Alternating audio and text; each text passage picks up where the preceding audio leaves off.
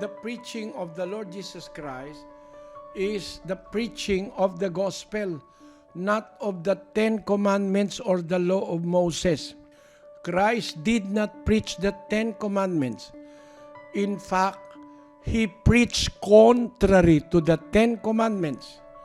The 10 Commandments in its statutes and judgment says that you have to love your fellow Jews, but you have to hate your enemies.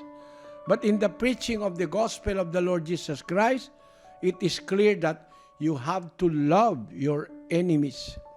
5:43 of the book of Matthew.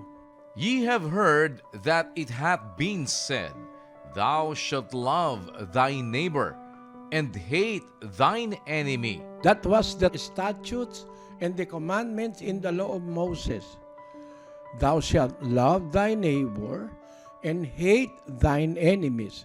But the Lord Jesus Christ said, 44, But I say unto you, Love your enemies, bless them that curse you, do good to them that hate you, and pray for them which despitefully use you and persecute you. there is a great difference between the teachings of Moses in the Old Testament than the teachings of the Lord Jesus Christ in the gospel.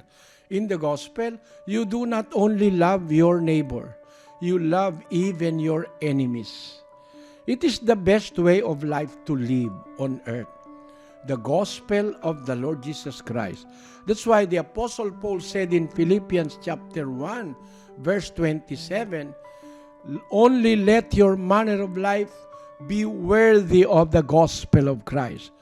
Not the Vedas of the Hindus, not the teachings of Buddha, not the Hindu teaching, not the teaching of the Catholic Church, not the teaching of the Protestant churches. The manner of life of a Christian that we must live must be a life worthy of the gospel of Christ. As a teenager of 16 years old, the best manner of life you have to live is the gospel of Christ. You have to live as a good Christian according to the gospel of Christ. And the gospel of Christ is the totality of the teachings of the Lord Jesus Christ. I will give you a clue. I cannot enumerate all of them. But it begins in chapter 5 of the book of Matthew and ends in chapter 7 and verse 28. Let us read 7:28, Brother Daniel.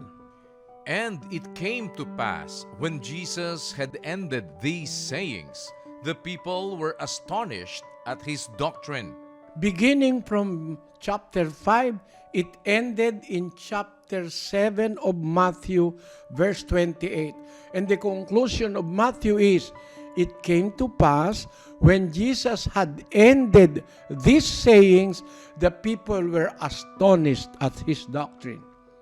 This is the doctrine of Christ. This is the gospel. This must be our way of life. And what is that? I will just give you some clue. In chapter 5, where it started, he said, Blessed are the poor in spirit, for theirs is the kingdom of heaven. In verse 4, Blessed are they that mourn today, for they shall be comforted. Number 5, Blessed are the meek, for they shall inherit the earth. It includes meekness. Blessed are they which do hunger and thirst after righteousness, for they shall be filled. Next, blessed are the merciful, for they shall obtain mercy. And so on and so forth. You read it from chapter 5, verse 1, up to chapter 7, verse 28. And you will know the fundamental doctrines of the gospel. It must be your way of life.